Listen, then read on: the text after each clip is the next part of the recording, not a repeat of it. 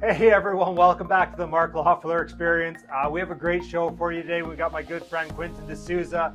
He's his first one that he did with us is almost at 500 views, where we talked about, I don't even remember, that was so long ago that we connected. It was, we talked about joint ventures and properties. I think it was the beginning of COVID too. We might have been talking a little bit about that. But he stopped by today to join us, and we're going to talk about finding and how to find and qualify and the process for getting that perfect tenant. Because as we know, we had Andrew Gibetta on earlier this week, and he was telling us the tales from the trenches of from the landlord tenant board. And so how do we avoid that? Well, you do the work up front, and you get better quality tenants. I mean, that's just what you do. That's what we're going to be discussing today. But before we get into that, as of this morning, we're at 985 subscribers. We are 15 away from 1,000. Anyways, we're going to have fun on this one, at least, that's for sure. I didn't bring my silly string. All right, so we're 15 away. So if you haven't subscribed, subscribe. Smash the like button for the YouTube algorithm. Let us know if you're using the process that we're going to talk about with Quentin. If you have other ideas, you can say stuff. You just don't have to point and be silly, You're just here for comic relief. Oh, I forgot I had to say stuff. Okay, Yeah. No problem. All right, so Where do you want to start? well, finding the perfect tenant. So, okay. Yeah. Let's start from, I bought a property, it's vacant, and beautiful. Yeah. It's vacant. That's the best part, right? Because then you can start from scratch. You're not dealing with somebody else's issues, especially when you're taking over buildings. You're constantly turning over some of those problem tenants. So, if you can start with a blank slate, it's really good. So usually the process is, trying to filter so that you get the right tenant in. Great. So let's start number one. Yeah. Where do I advertise? So it's going to depend on the area that you're in. And what I would always suggest you do is do a search as if you were a tenant on Google. So go and search for your particular property. So let's say it's a townhouse. So put townhouse rental in Google and see what comes up first, because those are the ones in your area that you're going to want to advertise on, because it's going to be different. If you're in California, it's going to be different than if you're in Toronto. So you need to find out what's working in your area. Yeah. Then you go and you get you got to remember getting the advertisement done is important. Pictures are worth 1,000 words, as they always say. So have good pictures and get a professional photographer. It costs you what, $150 to get a professional in who has a proper camera, who does them proper and can do whatever changes and stuff you need, right? Yeah, especially if you have a vacant property, it's the best time to do it, because then you'll have those pictures and you can use them forever, right? Yeah. And then at that point, you've got good pictures. What you want to work on is a stellar rental ad. And the thing about the internet, which is the best part about it, is that you can make it as long as you want. You're not limited to 5 sentences. You don't have to compress and make things small. You can do different colors. You can be descriptive of the area. And when you're developing an ad, you got to think about it's not the features of the property, but it's the benefits of the property, right? Like a feature is 3 bedrooms, unfinished basement for storage, right? A benefit is a walking distance to for grocery shopping, or going down to the beach or wherever it is. Walking distance to Mark's restaurants.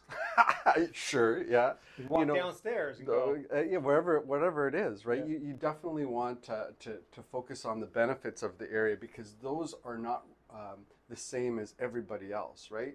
And if you can distinguish yourself from all the other people that are there, that will help your ad to stick out. And the one thing that I suggest, and people don't do it enough, is you got to remember it's advertising. So the very first headline that you see, make it attractive to people. Make it something different. One thing that I've heard is UFO found in Bowmanville. And then when they click on it, they're like UFO, like in this rental, and it's unique family object found in Bowmanville, right?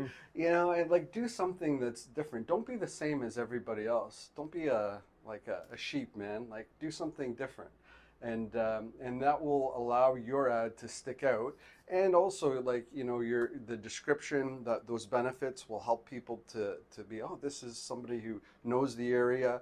Like put stuff like 1 kilometer from what school, elementary school, secondary schools, I guess, whatever. especially if you're renting a family home. Yeah, absolutely. If you're renting a 1-bedroom, maybe you want to talk the proximity, the gym. Yeah, the gym, coffee shops. Like where's the Star? Like be specific. And that's another good point, is know who your target audience is, right? Yeah. When you're developing your rental ad, make sure that you target your ad. And if you need to target it to 2 different groups, great thing about the internet, just do another ad. Yeah. Like you can do more than one in a different area. Like you can do it one under apartment rental and another under something else, depending on what it is, right? Yep. So there's different ways of doing it. Good. All right. So we've got out there. We've Googled 2-bedroom apartments, Hamilton, Right. Oshawa, Carlsberg, California, wherever it is. And so we figured out where we're going to do it. We've ripped off some good copy from somebody else, and we put some unique headlines in. All right. So now, I mean, in any market that's a good market, you're going to get a lot of attention, correct? Right. So are you taking phone calls? Is it all email? How is it? How do you? Well, for each person, you have to develop a process that's good for you. But what I would suggest is like have some sort of questionnaire that you're gonna go through, whether on the phone. I suggest electronic, like as the second step of your filtering process. So the questionnaire should give you some details about who the tenant is, and like why they're renting, why they're leaving their your current place, what they do, what kind of pets they have. Not if they have a pet, what kind of pets that you have, and if they don't, that's fine. They'll just say I don't. Yeah. Right. But you want to be encouraging, right? And so filter right from the beginning, because you really want to do what you can to discourage people who don't fit your profile to apply for the unit, right? And so you're going to take that step, and then you're going to say, okay, well, these are the people that really fit my criteria after they've done the questionnaire, and I'm gonna take them and I'm gonna book times together. I mean, with COVID and everything, you want to give a little bit of time between each person, but you really want to do it back to back, so you can. Yeah, I mean, show the back demand. in the old day, we'd do an open house style, have everyone show up we'd set them all for 3 o'clock. Some would show up at 3, would be 3:05, 2:55, but they'd all show up, and you'd be like, oh yeah, sorry, here's an application. Oh, but I think they're interested, so. And you create demand, right? Yeah, and I think what you can do because of COVID and the situation that we're in today is that if you do back to back, you can walk through the property with prospective tenants, and you want to ask questions, because when you ask questions, you control the conversation. When you talk to different people, when you ask questions, you're really in control. And by doing that, you can ask them questions to get a better understanding of who that tenant is going to be when they are renting your place. Now, you'd have to be pretty much like a serial killer to be able to, not get away with, questioning and answering without, being honest or letting a few details go. But you need to be listening carefully to what they're saying and how they react. Body language is a really, it's 55% of all language, right? So. Yeah, and if you can tell, you get a good sense of that, you'll be able to filter that. You'll get a gut, like, oh, I don't trust this person. Like I really, like they present well, but I just don't trust them, right? And you should just say, okay, well, I'm going to move on to the next one, right? So at that point, you've shown people the place. You're going to give them an application form at that point, right? And then they're going to come back to you with that application form. if they want that unit or not. And you will have had that conversation with those people to have an idea. When what I would suggest you do is if you print out their questionnaires that they filled out, you put just a couple of letters or notes on the questionnaire so you remember who it is that you were talking to, right? And you can even make a coding system that's like, you got to be careful with human rights and all of that, but I would just do a coding system. Green and brownies. Well, whatever, yeah. Whatever you like about the person. It was green, yellow, and brown. Green is a go, yellow is a caution, and brown's a flush it. Sure, yeah, like however you wanna do that. But just don't tell any of the prospective tenants that that's your coding system, because then the human rights tribunal might get involved with you. Yeah, well, so it's, because now this is a video, we're gonna have to change that coding system to 1, 2, and 3 or something, or whatever it is. But just figure it out. Yeah. So number one, we're figuring out where we're going to place our ad. Right. Number 2, we're writing our copy to it. Yeah. We're placing the ad. Number 3, we have a questionnaire that they fill out before they ever come. Number 4, we do an insights visit, in which we get an application. Right. Okay, so we're on our 5th step. Yeah. Now we've received an application. What do we do? Right. So then it's time to get your due diligence on, right? This is where you're going to be starting to look at everything you can about the particular tenant.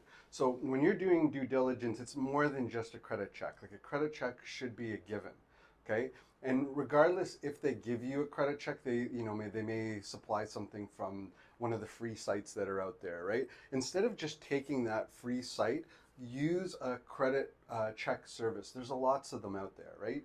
So there's a new one too, isn't there? Landlord Credit Bureau is a new one, but Rent Check is a one that's been used before, and there's a few that are there's out there. There's a bunch out there. Yeah. Neighborly, I think, does it too. Yeah, that's right. And there's a new company, Rentify, that's coming around too. So like, just do one, right? Yeah. And it's worth the $15 because, or whatever it costs. Because let me tell you, if you find something in there and it saves you putting a tenant in that's going to take you 12 months through the landlord tenant board, it's worth the $15. 100%. Yeah. Don't cheap out on that. Well, you got to think. I mean, what's the cheapest unit going to go for? I mean, my cheapest unit's $1,000. Yeah. So I'm going to save $15 to potentially put in at harm $12,000. If I can pay $15 and save $12,000, I'm going to do that every day. That's right, yeah. And especially in this climate with the landlord tenant board in Ontario being dysfunctional, it's a given. You got to do it. Yeah. So you take that, do the credit check, and then you start doing some due diligence. Go look at social media. Everybody shares everything, man. And like, especially if they make it public on social media, do a social media search: Facebook, Instagram, Twitter, whatever you can for your potential. Tenants. What's that one that where they do the dancing? I don't know. TikTok. TikTok. I don't know TikTok. I'm not cool. I'm not really that cool. So I don't apparently know. neither of us, because we forgot. Anyways, okay. Social media check. Social media check is important for sure, because you can tell if somebody says, I don't have a dog, and all of a sudden you see a dog, or you see like big parties going on in their house, like you're going to be like, I don't think this is going to be right for, my rental property. So that also, check their employment status, like follow up with the employer, but don't use the number they give you.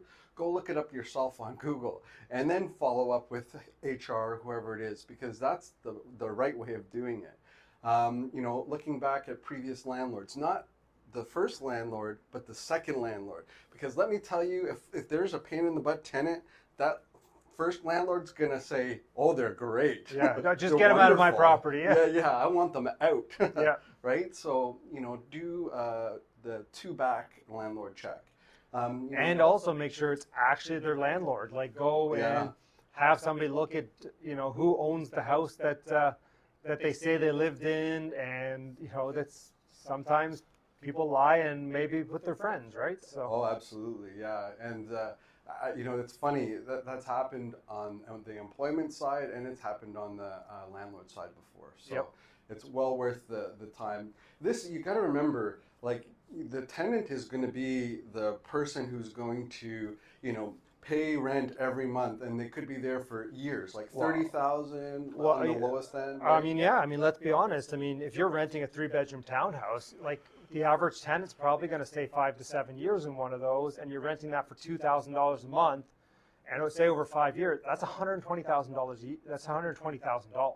Right, and and they're going to shovel the snow for you, do the lawn, clean the place, and then they're going to give it back to you after 5 years. Yeah. Isn't that a beautiful thing? It is. Sorry. Yeah. Yeah. Here's the thing: you want to do that upfront homework to understand that, yeah, they're going to take care of that property, and in 5 years, they're going to give it to you in as good or better condition than what Absolutely. you gave it to them in the first place, Yeah, right? and at least 100,000 to 200 or more value higher than what the. Well, I mean, that's not their job. Okay. Their No, job. no, you're right. It's Their not. job is to pay. That's your job. Well, that's my job. So their job is to make a payment every month and basically provide you with another big piggy bank in which they put money into your bank account every month. Whether if it's cash flows, yes. Even if it doesn't, they're paying down your mortgage for you every month, and in 5 years, you're Yeah. a lot richer just from that.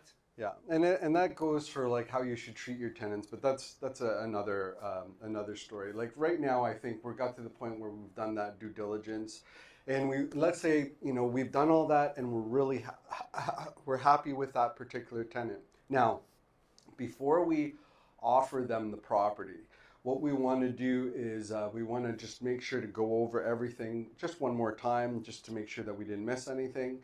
We have all the documentation. We have like maybe a driver's license, paychecks, Pay stubs, not paychecks. Okay, sure. Is that politically incorrect now? No, you don't get pay checks. If they gave you a paycheck, what are they cashing? Oh, okay. You get pay stubs. Sorry, I was thinking that I was not politically correct. No. Oh, So okay. you've rechecked We rechecked. and you're ready to sign. Yeah. So first of all, the people that you said not to take them on, you gotta make sure to do it in a way so that they don't come after you for human rights or whatever. You just say, I've decided to go with another tenant. That's it.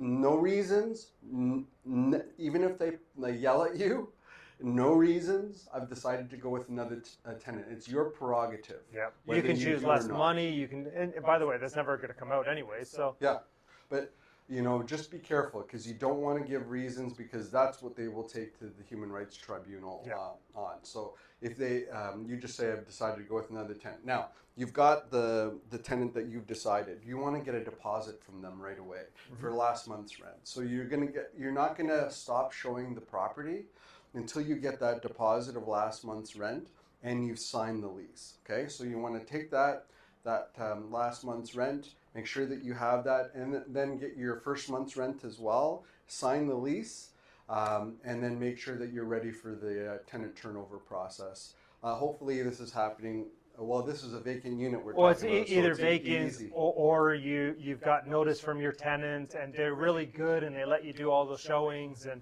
and they clean it up immaculate so it looks beautiful and you clean it right away and you show it and you get it done right away. So yes, you could either be ready for closing and putting a tenant in or for that tenant turnover process, right? Yeah, absolutely. And you want to make sure the utilities are turned over if it's a unit that's in a building or a 1 to 4 unit property, whatever it is. You want to make sure the utilities are turned over, and all of that sort of stuff. And then you celebrate a little bit because you've just created a little money making business, and go off and do it again. Do it again.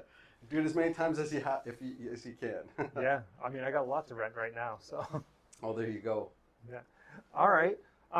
So we're just going to go quickly fly through that again. All right. So number one. I'm going to go on Google Yes. and I'm going to search for rentals in the area I'm looking at and the type of rental I'm looking for. Absolutely. Okay. And that's going to determine where I'm going to list it. Yep. And probably the first 5 or 6 things that come up, I'm probably going to list it on all of them. Absolutely. Yeah. Okay. Number 2. What was number 2? The good headlines. Good headline. So what I recommend, I know you recommended it, but I'd go in and I'd look at the ads that you like and grab some of the copy from them and use it. And yes, killer headlines, right? If people are clicking on your ad, they're more likely to contact you. Yeah. Right? 3, good pictures. So good pictures, actually, yeah. So good pictures.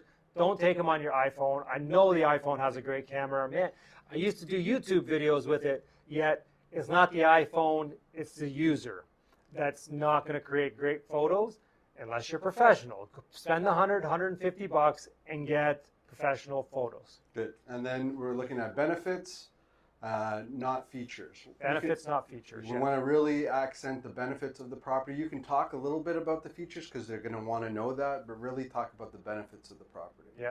Okay. So we're still on. That's still on 3. That's advertising it, right? All right. Yeah. And then number 4, we're going to do the questionnaire. Number 4 is questionnaire. Yeah. Yeah. Start filtering, because I mean, in a hot rental market, you could get 150 inquiries, 200 inquiries. You're not going to show that to everyone. No. It's going to waste your time. They're not going to be qualified. Right. So you do that, start that filtering process. And then number 5 is create that demand for the product. Back-to-back showings. You want to have that booked, and you're going to be walking through the unit, asking questions, controlling the conversation with the tenant, and listening to their story. If you start getting the, like, oh, all this happened, this, drama is going to ensue. Yeah, if you get when you start getting stories, and you're just like, whoa, those stories are going to continue. Just run away. Run away. Yes. Okay. Number 6. Number 6 is, like, now that you've talked to them, you're gonna, like, mark down the system, which ones you kind of liked, and then you're gonna start doing your due diligence on that. The application. On the application, yeah. So you'll get a couple that really like it, and they're gonna give you their application. You're gonna collect all that due diligence from them, and then you're gonna do your own due diligence on them to see if, credit check, background check, social media check, all of that check. And that way you're comfortable with the tenants that you're going to put in there. Okay. And you should be double check it even. Yeah. Right? So you double check it, and then you get a deposit, first and last. Sign, as in Ontario, we sign the standard lease. Yeah. And then so we talked about all that, and then what's that process look like for the tenant moving in day 1? Oh, day 1. Yeah, so, I mean, you have to decide on if you have a tenant leaving and a tenant going in, but we decided that this was a vacant unit. This right? one vacant, yeah. So, what we would do is that we would have, like, make sure that we do a move-in inspection prior to when they moved in. So we take pictures of the unit, ensure that the condition of the property, make sure that the appliances are all working, open the fridge, make sure the fridge is working, all of that stuff. So we would use a tool to help us to do that, an inspection tool, so that we have a recording of everything. Okay. And then, what's the tool? We use Zip Inspector in our business. Zip Inspector. Okay. Yeah, in our business. And then, and so we have that recorded. Now the new tenant, and we would make sure that the utility companies are informed that they're going on the bill, that you're being removed off the bills. Mm-hmm. So that's all being done. And then, you would. We have template letters that we send to tenants that informing them, like, this is the process, this is what you're going to look like when it's going to go in, and then we would make sure that they got in comfortably. We would have a lockbox on the door. They could grab the key. Once they grabbed the key, we would remove the lockbox off the door, and then we celebrate. Because we put them in there, and we would probably follow up with them in a day or two, make sure everything went okay, and then we would do an inspection probably within the first 3 months to have an idea of, like, how it's going in the unit, and just in general we want to get a good process started with them, so they know that the inspections happen, right? Yep. Like, it's all part of our filling vacancies process. Fair enough. Yep. All right. Well, Quentin, that's amazing. If you guys have any questions about vacancies or, like, landlord-tenant stuff, I know Quentin's pretty knowledgeable about this stuff. He's written about, what, 3, 4 books? 3 books. I'm working on my 4th. But he's working on his 4th book. If you want to know what that is, comment down below. He'll sit on the comments over the weekend, because what else does he have to do? Gotta work on that building, man. Gotta work on that. Well, it won't be. Yeah, We'll see. We'll see. So yeah, well, thanks for coming. If you guys want to connect with Quentin, Quentin's a real estate coach out in the Durham area, all over. I'm not coaching anymore. What? No, I'm not. It's not my highest and best use. That's fair. Actually, it's probably true. That's why I don't coach. Yeah. Yeah. Okay. So no, but you're still Durham REI. So reach out to education. him. Durham REI Education. Yeah. They're doing online stuff right now, which I should probably be attending because I don't have to drive out there, which is nice. Anyways, so check them out. We're going to link it down below, Durham REI. Quentin D'Souza will put his Twitter up there as well. Sure. Instagram. I know. I'm trying to work on. Oh yeah. I don't even go know. with the Twitter. Oh. Anyways, guys, thanks so much. Again, we're so close to that 1,000. If you haven't, subscribe and comment down below. Have a great weekend, everyone.